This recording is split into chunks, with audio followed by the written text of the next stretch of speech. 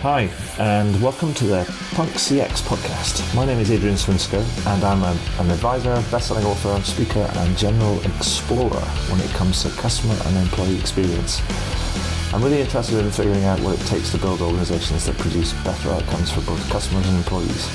So with that in mind, I seek out and interview CEOs, entrepreneurs, business and tech leaders, authors and academics to uncover some clues about what it takes to build such an organization. Now, some of you may know the podcast as the Rare Business Podcast, but I decided to rename and rebrand the podcast recently. This is for a number of reasons. First one was to mirror the title of my book, Punk CX, which was published in June 2019. Two, because I'm a fan of punk music. And three, it's just more fun, right? Anyway, if this is your first time listening to one of these interviews, then hello and welcome. And please do dive into the archives at adrianswinsko.com, as I've now completed over 300 of these interviews in the last few years. If this is not your first time listening, then welcome back and thank you. Anyway, that's enough for me right now. Let's get into the interview.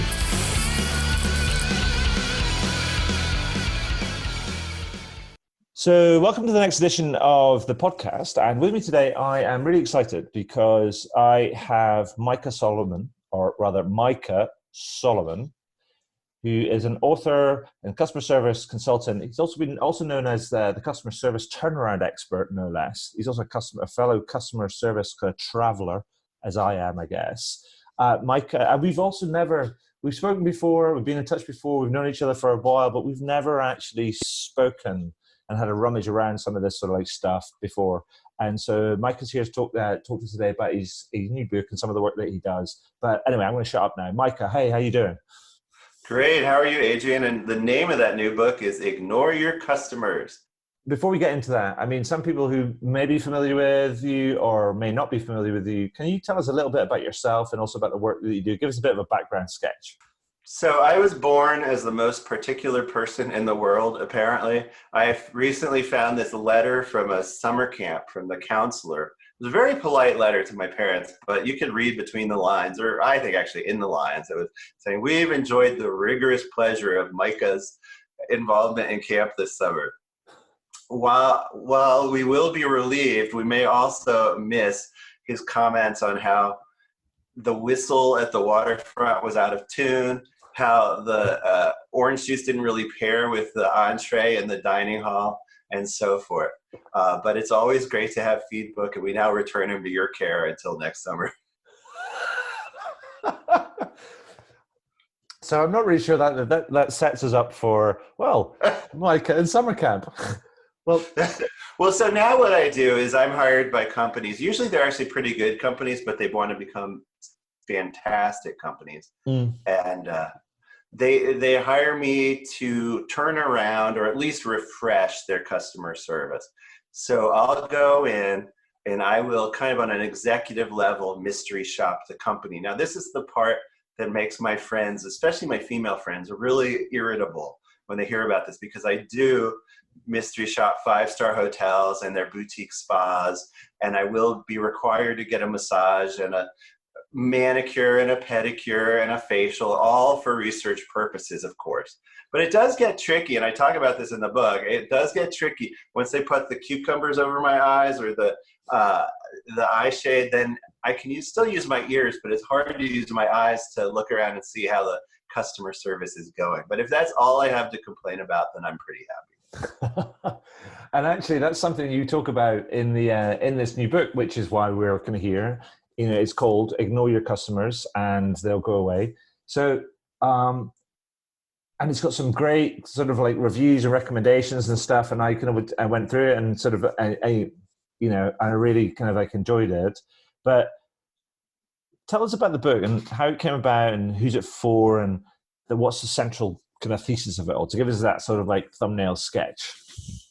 So I've written books before on customer service, but this really is the time because customer service has become the new marketing. The old marketing still works, the Mad Men style, but only if it matches reality. So you see a great ad for such and such. If it matches the customer experience that you've had and that your relatives have had and the people you trust online have had, then you'll enjoy that positive marketing. If, however, they treated you rudely, or you had a friend who says they'll never do business with them again, or someone online says that, then the marketing quickly becomes ironic, which is not what you wanted, right? So this is the time. And if you can truly build a connection with your customers, they will become the ambassadors for your business. And it's extremely powerful. This, what I call word of thumb marketing, is really powerful. And so the book, Who's It For, which was what you actually asked, it's for people who want to improve customer service, who think their company should improve customer service. Now, everyone thinks it's the other people in the organization who need to get with the program. Well, this is a way, and it's probably true, and this is the way you can get them with the program, because not only is the book, I hope, clearly written, but the end of each chapter has a business or organizational reading group guide. So you can get your 5 or 10 or 15 other leaders who you want to involve in this project, have them in what they think is just a book club. But really, you're going to have there's 11 chapters, and 10 of them have this reading group guide. And you can ask these pointed questions and get everyone on the same page and make some inroads towards improving your customer service.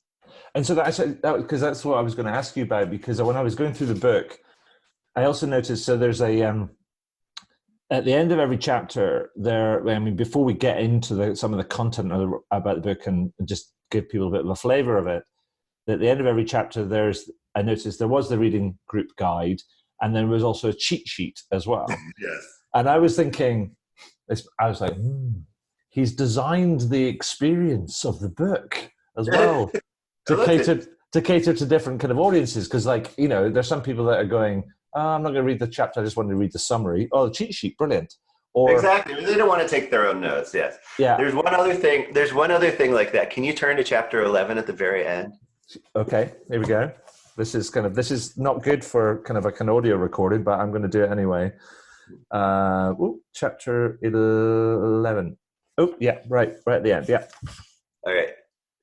Oh, okay. And then the chapter 11 says, "Do you read books backwards? If so, you'll be starting here."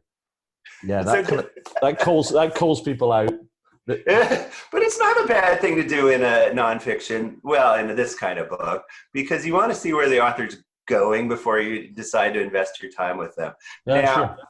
Yeah, no, I would never do that in a novel. I'm not a monster, but well, yeah, but you do call them out, kind of like in the back of the book. So remember that. It's like, if this is a fiction book, you'd be a monster. But if it's a non-fiction book, then it's like an educated buy, let's say. Yeah. But I think the thing that what's interesting about that, there's just two things. One, it kind of speaks to, if people are short on time, then they can get the synopsis and then go off and do some stuff, because some people are better readers than others. But I think the reading group guides is an interesting kind of thing that I've not really seen other people do, because it's a lot of people talk about book clubs and reading groups and so on and so forth. But like you said earlier, it's a bit like it's somebody else's problem, right? And it's almost a bit like, why don't we just get some people together, and then you've helped them almost be able to jumpstart it, as it were, that kind of that thought process. And so I thought that was kind of really neat inclusion, because it would allow it to sort of the book and things to disseminate a bit further and wider in any organization that sort of adopted it. So I thought that was kind of a cool thing. Well, I do believe if you read, you'll succeed, or at least you have a better chance. And I tell people in this book that this advantage that they're getting from transforming their customer service is unbeatable. I have complete confidence. I'm talking to you guys now, that if you read the book and underline it and get your colleagues on the same page, you don't have to worry about the competition, because not everyone's going to do that. And the people who do it are really going to have an advantage. Absolutely. I think. So let me give you, other than there's sort of, if you like, design features, let me kind of dig into a few areas of the book, just so I can give people we can give people a flavor of it, without telling them the whole thing, just get a little flavor. And I picked out about 2 or 3 things that I wanted you just to give us a bit of a heads up of kind of what's it all about. And the first one was the secrets of building the world's best customer service culture. And I saw that and I was like, right, I'm having some of that. It's like going, obviously somebody's got a big box of chests, a big chest with kind of like with all the secrets in it. Kind of like, tell me what the answer is. Well, then the next word in that title is yours. So what we're talking about is trying to make yours the best. And there can be multiple bests because there are multiple industries and multiple styles of working. But to create a customer service culture or a customer focused culture, you need to start with a statement of purpose, which I know it sounds corny. It sounds like it's not going to make a lot of difference. And that's because you've gone on these retreats where you came back with 3-page long statement of purpose. Everyone contributed. Every constituency was honored. Every buzzword is in there. And those 3 pages inevitably end up in the CEO's drawer gathering dust. What I'm talking about is something much shorter. I'm talking about, here are some examples. The Mayo Clinic, one of our great healthcare organizations here. Yeah. Theirs is 7 words. The needs of the patient come first. Right. And only one of those words is more than 1 syllable. Yeah. And the essential word, patient. And so then once you have this statement of purpose, or a famous one is a Ritz-Carlton, we are ladies and gentlemen serving ladies and gentlemen, which means both how they're going to treat their guests and how they're going to treat each other and how even they expect their guests to treat them. Yes. So, and it has a kind of an honor and service vibe to it. So once you have one of these very short, very meaningful statements, you want to disseminate it in everything you do. You want to infuse it. So you want to infuse it into hiring, which means hiring people not only for their technical skills, but also for whether they have the traits that are useful for working directly with customers, if that's the kind of job it is. You want to infuse it in how do you do your onboarding. The CEO of Hyatt told me that he completely redid his onboarding to match similar principles, because he went to the onboarding in Mexico and this young woman who had just been hired was in tears, and he asked what was going on. And she said, well, we just got this onboarding and it sounded like 100 ways I can get fired working at Hyatt. And so he looked at it, and it had been designed by the legal department, and it wasn't what he was trying to get across. So he redesigned it to emphasize their purpose. It's such a sad story, but it's also a good one. The other, can I just jump in here? Because I have a really, really, one of my favorite examples, I think, that speaks to this is from a restaurant chain here in the UK. And they're called Hawksmoor. And they're a steak restaurant. And I remember speaking to one of their founders. Oh boy, I need to take a junket. I need to try this. Yeah, exactly. And they have a purpose statement. It's just sort of their motto of kind of what they do, and it's very, very simple. It goes, work hard and be nice to people.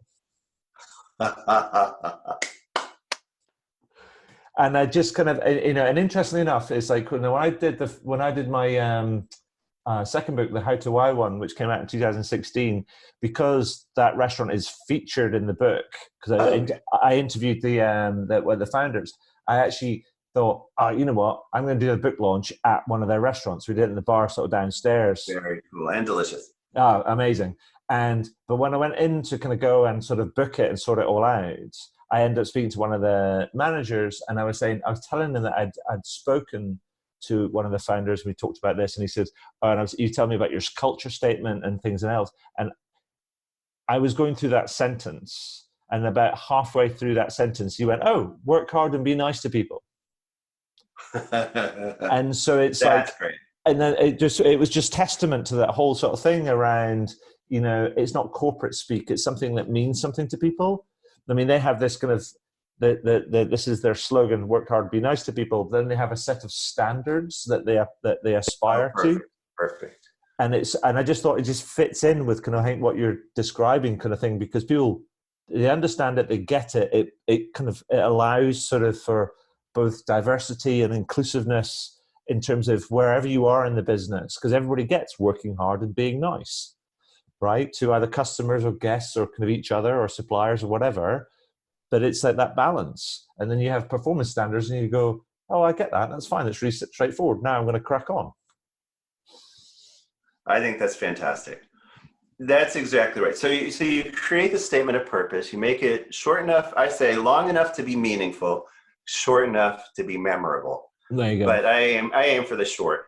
And then you try to tie everything in there, and it should jump out at you if you're not tying everything in there. So you're hiring for personality traits, at least that's part of your hiring. I mean, if you're hiring at Google, obviously they have other things they need to hire for, but personality traits, then you onboard them in a way that emphasizes this as well, the being nice to customers, nice to people. And is it people or customers? People. Okay, that's better. Great. Then, and this is very involved, but you also want to be building your systems to support that. So some of those systems are actually words. They're systems for how to. One thing I spend a bunch of time in the book on is one system is for service recovery, for when something goes wrong, how to work with an upset guest. So that's a system, but systems can also be technical. Right about then, things are going to take over in a good way. Right. Because what you're going to develop is what I call positive peer pressure. So we think of peer pressure as being something negative. As far as I know, maybe it's different in the UK, but here, as far as I know, there was only one teenager in the history of teenagers who figured out, it's probably Walter Raleigh, right? He figured out how to cultivate tobacco, dry it in his barn, roll it up, light it, and he invented smoking. Every other teenager learned from each other, right? Right. So they learned from Don Draper, but a lot learned from each other. So that's negative peer pressure, unless you work for RJR Nabisco. That's a negative peer pressure. I'm sorry, Altria, my bad. But the rest of us are thinking of that as something negative. But positive peer pressure is a great thing. It's why when you walk into an Apple store, you get this feeling that everyone is excited about getting you where you need to go. Mm-hmm. Well, why is it? Well, they hired right. They actually sent everyone to hospitality training, similar to what I'm talking about. They sent all their managers before they opened a single store. They sent them to the Ritz-Carlton training, which is brilliant. Right. They had asked around, and Steve Jobs and Ron Johnson would corner employees, and you can imagine how terrifying that would be, and say, what's the best customer experience you've ever had? And they'd be like, with Apple? And he's like, no, you suck up. What was it really? And they never answered. They never answered the competitors at the time, Best Buy, which has gotten much better since then, but they would never answer Best Buy or Circuit City, which was another, or CompUSA. They would always say, well, it was actually when my mom took me to a 5-star hotel and it was great, or this boutique hotel. So they decided, well, that's the kind of service we want. We'll adapt it to technology, but when we open these Apple stores, that's the level of service we want. But then, because of that, because of hiring right, onboarding them right, having standards that were similar to what you have in the hospitality industry, then they got this positive peer pressure going. So you walk in, I know there's exceptions, but in my experience, by and large, you walk in, everyone is eager to serve you, whether or not the way they serve you is going to make them money at that moment. Right. I walked in there, I had my iPhone, I'm holding it up and then realizing this is audio. I'm sure I've got the first guest to make that mistake.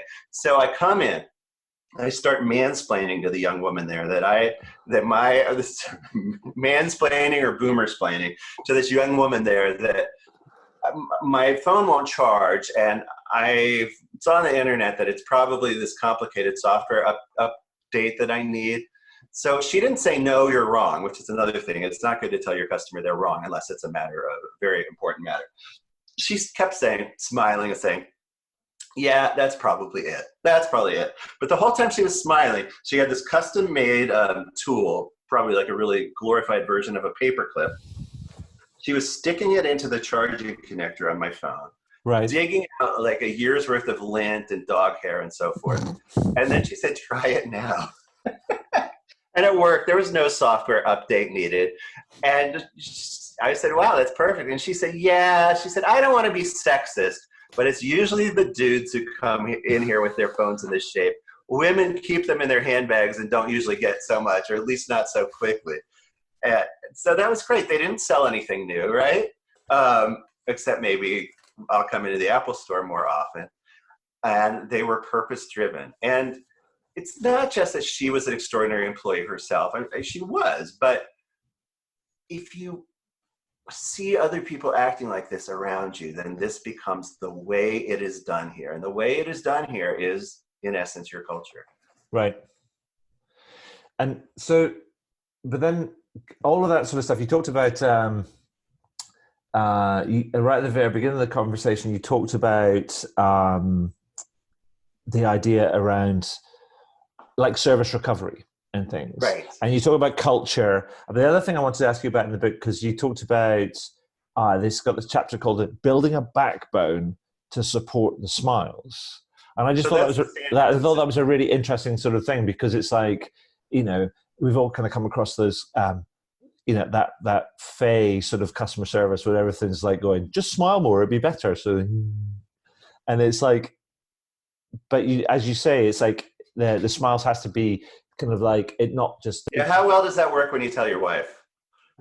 Well, yeah, I actually saw a fantastic feminist leader here, and the photographer said, "Oh, could you smile a little more?" And I'm like, "Dude, don't do that. Do not do that." It's absolute true story. And everyone laughed except him. He didn't quite get it.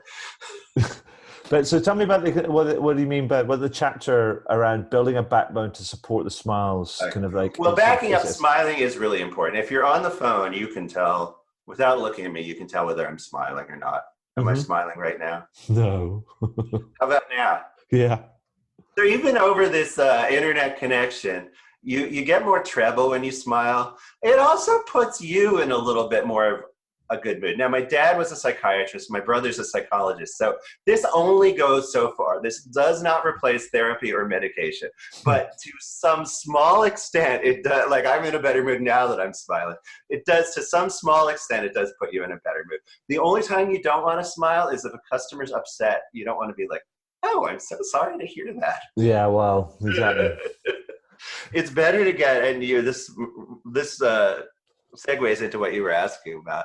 It's better to get on the same emotional plane with the person who's complaining. So the first thing you do, listen.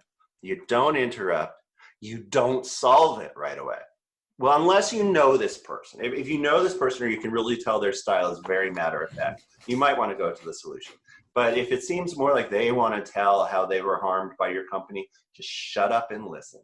I learned that the hard way from my wife. Oh, that is so true.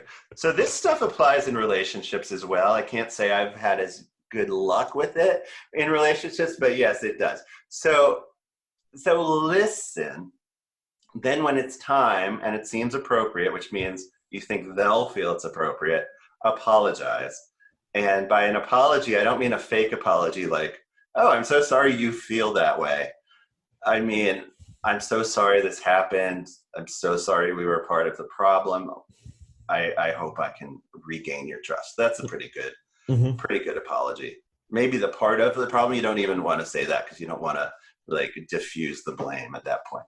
So then, only then do you get into the troubleshooting. And we're all pretty good troubleshooters, or at least we think we are.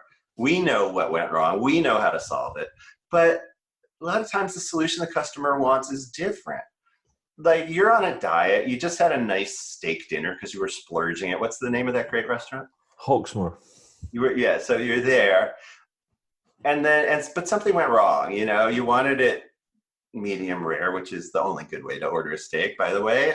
But other than that, many people who are particular about their steaks order them medium rare. And if you get it medium well instead of medium rare, maybe you want to send it back, but maybe you don't want to destroy the flow of the meal. And it's okay. It's just not exactly what you wanted.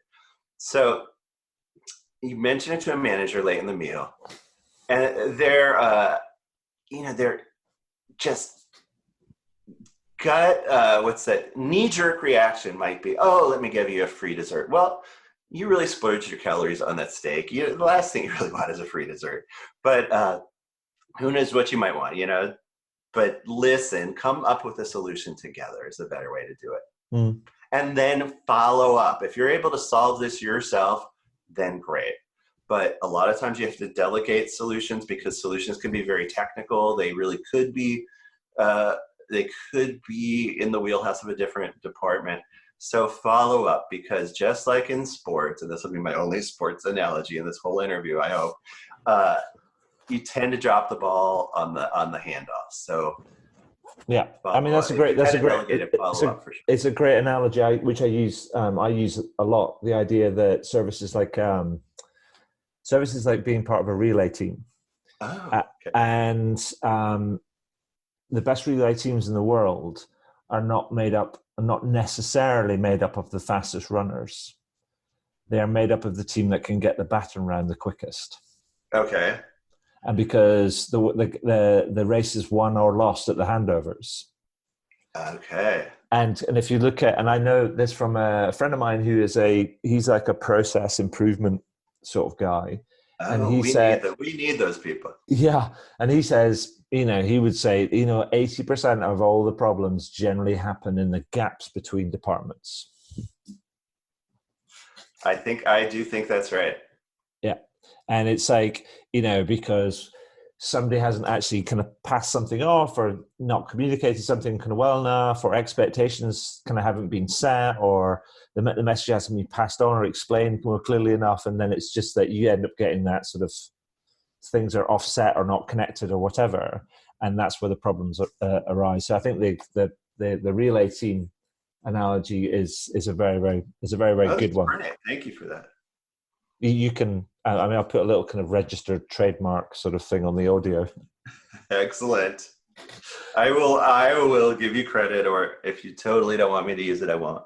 No, but knock yourself out. It's fine. So there's a building the backbone to support the smarts. But then the next thing I wanted to ask you about, which I thought, because I wondered if this is a reference to a film sort of thing, because you kind of said Stepford customer service, avoiding the deadly stigma of inauthenticity. Now, is that the reference to Stepford Wives? It is, but to make it gender neutral, we just said Stepford customer service. Right. And what does that mean? Well, it's where everyone is interchangeable. So what your countryman Sir Richard Branson was saying, and it was he and I came up with that term together when we were chatting, to describe as vividly as we could, to describe the kind of service that we don't like. Most customers today want what you would call a more authentic style of customer service. So any scripting shouldn't be obvious to them. So Sir Richard, or I'll tell you a secret, everyone calls him Richard. They don't call him Sir Richard, but Sir Richard, as he uses for marketing purposes, that I think is very useful. He was talking about these fantastic airlines from Asia and from the Middle East who are competitors of his Virgin Atlantic. Mm. And he wasn't saying they gave bad service, but he said, everyone has the same haircut, everyone dresses the same. It's great service, but it's very scripted, and it feels like the employees delivering it are interchangeable. Right. That's not what he wanted on Virgin Atlantic. He wanted his employees to bring in more of their own personality. Right. And by and large, customers today are okay with this. It's what I call an eye level or peer-on-peer style of customer service. It's not like in The Crown, the movie. Do you guys love that as much as we do, or? I'm not a big fan of The Crown. Because you live it every day, but they have. These, I think the world is living it right now. Absolutely. But I'm sorry, but they don't want the kind of service, the old kind of service with the white gloves and the towel over the arm and so forth. Mm-hmm. They want it to work just as well or even better, but they want the style with which it is delivered to be a little less formal. They aren't actually upset if, believe it or not, if their server has tattoos, because they themselves express through body piercing and body artwork their own personality, or their kids do, yeah. Or even more and more these days, their parents do. So my wife told me that let's go the other direction. My daughter, when she turned 18, she was gone a little longer than usual. And my wife turned to me and she said, I'm sure she's getting a tattoo. This was the day she turned 18. And in fact, she had. And she came home, and I think she was really disappointed because my wife and I weren't upset about it. We were like, oh, that's really nice. So I think she was disappointed about that.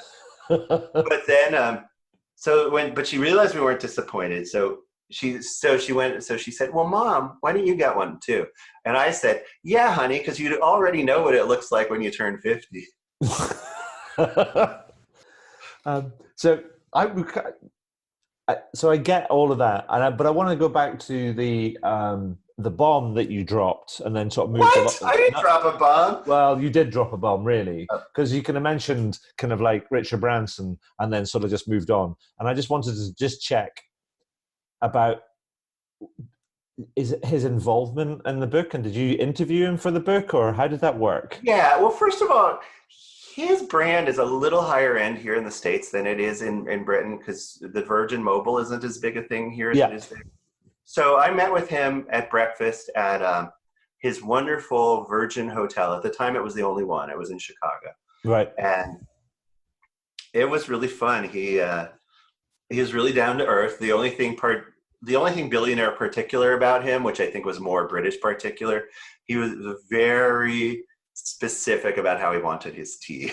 That was the only thing. And I thought that was great. But yeah, I interviewed him, and he shared some different anecdotes. One he didn't share, but I really love, is the one about the gentleman in what they so hilariously call upper class on Virgin Atlantic. He was in upper class, and he was flying to, I think, Mumbai, and he wrote Richard this long, hilarious letter about how horrible the supposedly Indian food was. Great, hilarious letter. I quote it in the book. And he very optimistically sent it off to Richard Branson, care of Virgin Brands. Now, the team at Virgin, they were great because they actually got it to his attention rather than burying it like you usually would. Mm-hmm. So Branson is reading about how terrible their curry is, and he's laughing his head off. So what does he do? First of all, he calls this guy up right away, apologizes for it, and then, I thought this was a master move, he put him on the Virgin Atlantic Culinary Council. So now we have this expression in America, I'm not sure I can say this on the airwaves, it's better to have someone like that inside the tent pissing out than outside pissing in. Completely. I mean, I love stories like that, but I mean, and also it's great that you that you got a chance to meet kind of Mr. Branson. Totally. But by the way, his whole image with hanging out with naked models and stuff, that is just for publicity. I don't want to upset anyone, but he actually travels everywhere with his age-appropriate wife, and they're pretty tight. So I don't want to break anyone's bubble with that. Yeah, no, sure. I think the other thing I wanted to kind of point out as well, because it's like, and it's just that maybe this is a personal kind of bugbear of mine, is we've got to be very clear about what we mean by being authentic or inauthentic. Right. Nobody wants to deal with an employee who's authentically expressing their hangover. I agree with that. Yeah. And so it's like, because it gets conflated with kind of being positive and optimistic and all that sort of stuff. And you're like going, yeah, but if you're in a grumpy mood, but you're always in a grumpy mood, then you're being authentically grumpy, I guess. So it's really the wrong word. I don't have a better one, but I'm totally with you. Perfect. I mean, there's nobody who's made it in service who doesn't have days where they have to fake it till they make it. Yeah. No question. Yeah. Everybody's going to have bad days, but it's almost a bit like you got to. It's not necessarily about managing the ups. It's more about managing the downs or the dips, I guess, more than anything else. So hopefully that gives us people a bit of a flavor of what's going on in the book, and I mean, there's lots of stories and lots of anecdotes and the cheat sheets and the reading guides and all that sort of like stuff. And so I think there's a whole bunch of stuff in there. I mean, before we kind of move on to a couple other things, I just wanted to pick your brains on. I mean, anything else you'd like to sort of add? Anything we've missed out you'd like to add before we kind of like we have a bit more of a general rummage on the overall state of service, as it were. Okay. Well, the book is called Ignore Your Customers and They'll Go Away. It was my cheeky title. I think you guys have a better word than cheeky, but it was my cheeky title, which I actually got the sales team to agree to use. The subtitle is more serious. It's a simple playbook for delivering the ultimate customer service experience. And that really is my goal, even though I'm a consultant and a speaker, and that's how I make my money. I don't know if anyone out there knows this, but unless you are like a J.K. Rowling level author, you don't really make the money from the books. You make the money from interesting people in your ideas. But I haven't just tried to give you a teaser with this book. I've tried to spill really everything I know. I hope you enjoy it. If you're on the fence about it, you can go to the following URL, which was kind of a joke, but I love it. It's ignorethisbook.com. Oh. Go to ignorethisbook.com. Legend. And you'll get 3 free chapters if you want, or you can order the book, whichever level of confidence you have. Perfect. So carry on. No, thank you. I mean, that's great. I love that kind of ignore this book. That's sort of like a must-have URL. The kind of most ironic URL for an author ever. I guess I can use it for future books too. Yeah, no, absolutely. So I want to switch gears a little bit, and I want to ask you a few questions, just generally about service. Generally, I mean, you get your view on where we're at and what the future of service looks like. I know that's a big question, but just to get your take on it, what springs to mind? What are some of the big things the big challenges you think? Well, I don't mind throwing this back at you, Adrian, because you know at least as much as I do about this stuff. What do you see? Oh, crumbs. I'm not getting interviewed here, Micah. Unless you're not. No. I mean, what's the future? Come back at a later moment. No, not at all. What do I think? I mean, people talk about it, but I've yet to see very many people really, really try and do it. Is putting the human back into service and experience, but in a very human way and at scale, sort of thing. But it comes down to sort of the right people and the right culture and all the supporting kind of like cast, as it were, which is tools and people that go with that. I think, and the challenge for that, I think, is how to do it smartly and in an economically viable sort of way. And I think that becomes because you end up with, I think people are wrestling with the kind of the financials of delivering good service, and how do you get that human and tech kind of balance kind of right, and how does that vary across different people, so it doesn't feel like you're forcing people down a particular route, just as a way of saving kind of money, if that makes sense. Right. So I have a model in the book that I call the Jetsons test. I don't know. Did you have the show, The Jetsons? Yeah.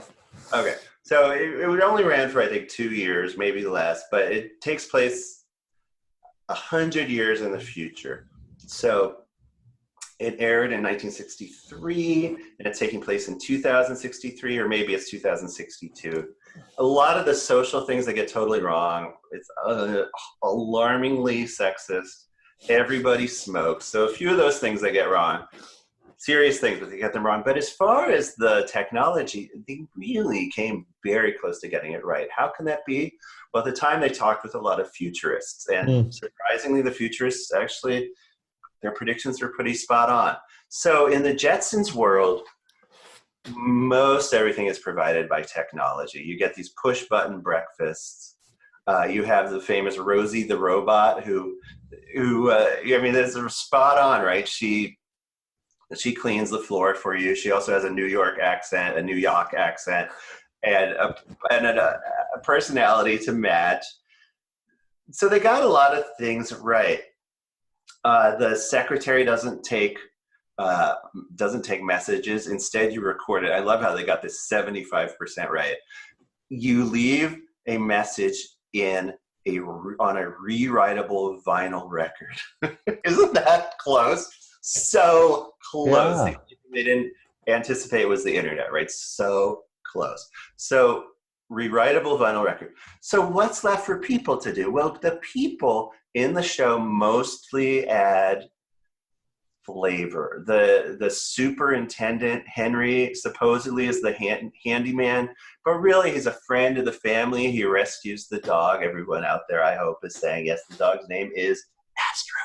He rescues Astro. It depends how dorky my audience is, but the dorkier the better, I think. And they generally know it was Astro. So he races and he finds Astro. He's friends with the kids and so forth. Taxi drivers, they did not anticipate the arrival of Uber. But the taxi drivers that they have are generally characters as well. So this is my Jetsons test. If it can be done more efficiently by technology, then offer that at least as an option. Don't force everyone to use it, but offer it at least as an option. If it benefits, however, from humans, and by benefit I mean it's warmer, it's done better, and so forth, any of those, then involve your humans, or at least have the option for humans delivered service. I have another of these models beyond the Jetsons test that I should probably mention, and that is the triangular model, really of technology and customer service, but specifically artificial intelligence. So a lot of companies are freaking out about artificial intelligence, and I can't tell you shouldn't, as far as job, risks to jobs and so forth. I think those are valid concerns, retraining being needed. But as far as artificial intelligence making service completely deadly and robotic, it doesn't have to be that way. I think of it as a triangle. So at one vertex, and there I am exhausting my memory of geometry, but at one vertex, you have the human agent. Mm-hmm. At another vertex, you have the customer. And at the third vertex, you have the AI. So the customer often wants to enter our organization entirely through technology. So they'll go to an AI-powered dynamic search bar, which is a much better than the frequently unasked questions that most of us have on our websites. That questions were developed by the web designer years ago, and they're not up to date. So a dynamic search bar, which you can hire Google to create one of these for you, or you can create yourself. But a dynamic search bar, that's a nice way for them to get into you, or even more commonly through a completely AI-powered chatbot. Mm-hmm. But then when they need something more complicated, the human can jump in, or the customer can ask for the human. So the human gets on the line, or is using their typing skills, and is now interacting with the customer. Fantastic. But the human doesn't need to stop using the AI. The AI can keep helping the agent deliver the service. Maybe it's sticking in the tracking numbers and so forth. Because actually, on the other side, you're not sure the customer isn't continuing to use the AI, whether it's your AI or whether it's the biggest AI in the world, which is Google, or what my mom calls the Google. Mm-hmm. So when you have this triangular model and it's not either or, I think it's great. Sometimes it's either or. Sometimes the customer insists on talking with the human. But even that's not either or, because the human still can use the AI behind the scenes, or whatever advanced technology you're using. It's a good rule. I really like the idea of embedding it in the Jetson test. If it can be done, then do it, or at least give people the option, and then use people to bring out the personality and character, and add the flavor. For the relay race. Sorry, you can have that, and I'll borrow your relay race. Brilliant. So, but like I say many times on these chats, these interviews, Micah, is that we can talk about lots of different sort of like stuff, but I guess you and I both know that a lot of people, they just want to know where to start. They want kind of like simple instructions. It's like, go and do this, start here, do that sort of thing. So if I was to say to you, if somebody's listening to this and going, I really want to take my service to the next level, or I want to improve my experience, take it to the next level, I mean, what would be your best advice for where they should start? Well, it depends on your budget. It does. If you have a few bucks or a few pounds or a few pounds to spare, or you guys use pounds or euros? Pounds, right? Okay. Yes, and we still, by the way, use miles and so forth here. We're traditionalists here as well. So I actually heard a conservative radio guy going on the other day about how metric was a communist idea, and I thought, oh, okay. Okay. You clearly have never struggled through a lab where you had to convert the traditional measures, because that's not easy. So Does that mean kind of like base 10 is communist as well? yeah, I think the guy only had 8 fingers though. So Never mind. Anyway, base so 8 was easier for him, I think. right. So kind of like if you've got a little bit of budget. Right. If you got a little bit of a budget, you should call Adrian or call me, and you can learn from what we've already experienced elsewhere.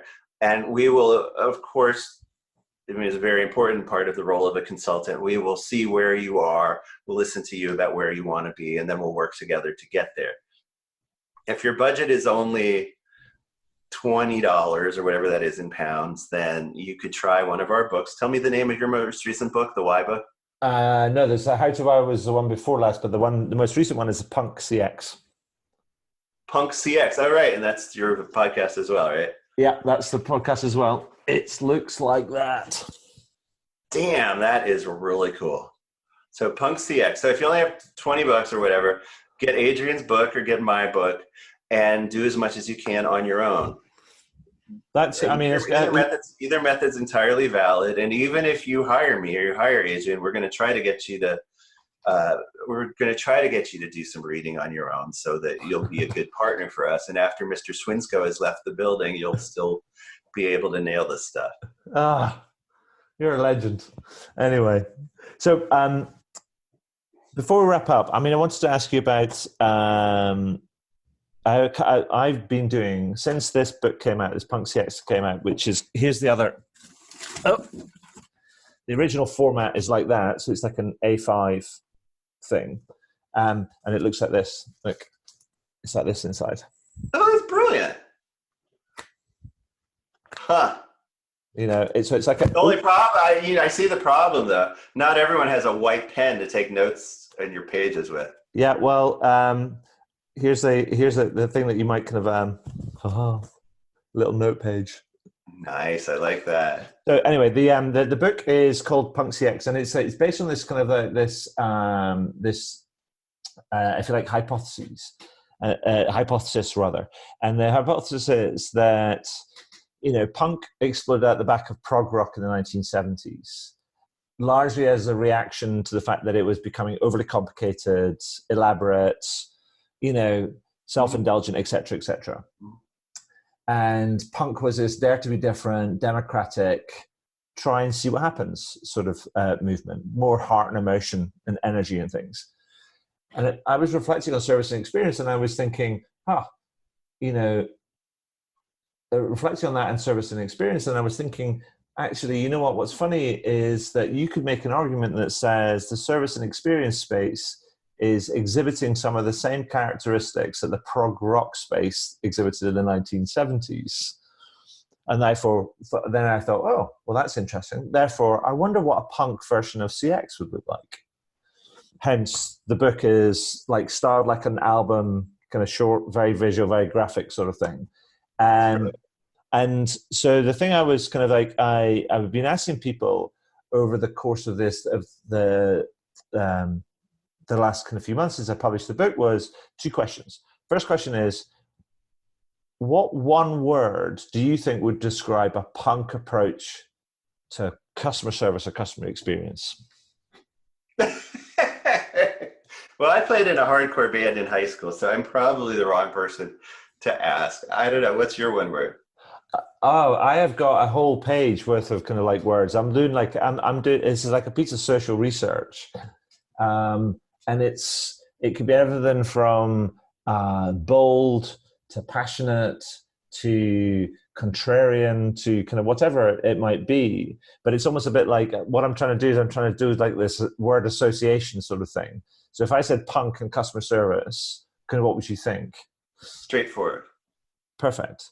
And then quick fire on the second one. If I said to you, what company or brand do you think epitomizes a punk ethos in terms of when it comes to service and experience? Well, we have a great one here in the U.S. called Mod Pizza, right? And that would probably be my choice. On your side of the pond, I'm not sure. Right. I mean, I would say somebody like, I don't know, Lush Cosmetics. Oh, right. because they're a bit like I going. thought you said Lush, and I was like, it's a little early in the morning for that. No, Here. yeah, they're a bit like they make these. I mean, in many ways, it's both in their stance and how political they are. It's kind of like they don't care; they just do things that matter. But then, if you go into their shops, if you like their cosmetics, that's fine and it's great because you get bombarded with all these smells. But if you don't like their cosmetics, it's like going through an olfactory assault course, and if you go in and you feel like you're getting beaten up.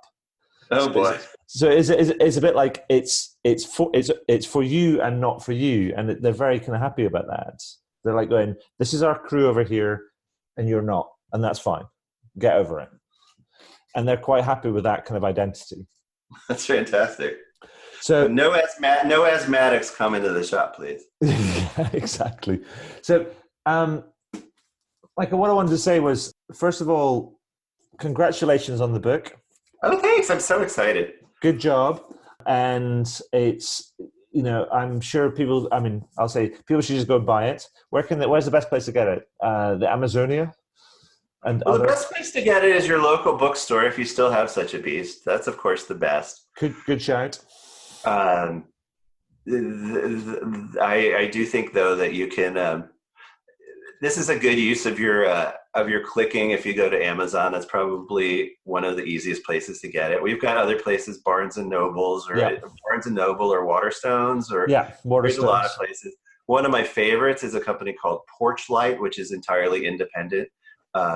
But yes, if you're like, I don't know, 93% of the people listening to this, you'll probably go to Amazon. Perfect. Well, we'll make sure to get it all linked up in the show notes in terms of Amazon and Barnes and Noble and Waterstones and Porchlight and all this kind of. We'll try and put Amazon last and put all the others kind of like first. Well, I live right across the water from Seattle. I can actually wave to Jeff Bezos right now. I don't know that he's moving back, but I know both sides of it.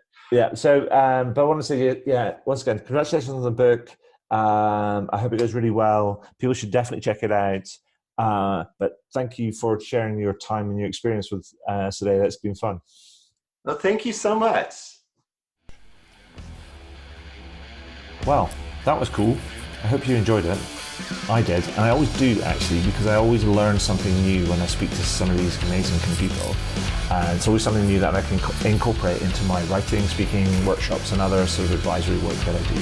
Now, if you're interested in learning about any of that sort of stuff, then you can find out more about how I work with clients over at adrianswinscoe.com. But one final thing before I go, please consider heading over to iTunes or Spotify or whichever podcast platform you choose to use, and do leave a review.